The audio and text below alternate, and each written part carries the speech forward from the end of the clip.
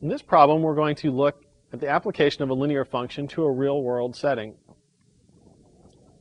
The rental cost of a 20-foot recreational vehicle is $129.50 plus 15 cents per mile.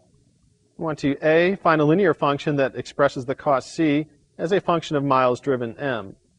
Part B, determine the rental cost if 860 miles are driven.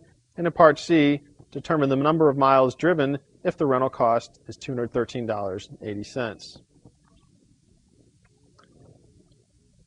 In Part A, we're looking for a linear function that expresses the cost in terms of the number of miles driven. If we think that our total cost is always equal to our fixed cost plus our variable cost,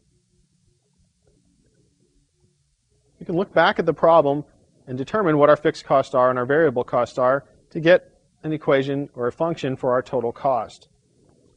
We're writing a function C in terms of the number of miles driven M. For fixed costs, we look back and see that the rental cost is $129.50. That's fixed. So we'll write 129.50 plus there's a 15-cent per mile charge in addition to the rental fee of $129.50.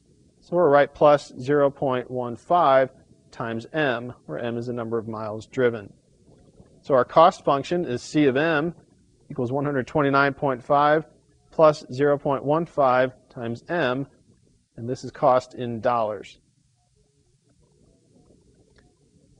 For Part B, we're going to determine the rental cost if M is equal to 860 miles. As we need to evaluate C of 860. So it'll be 129.50 plus 0.15 times 860.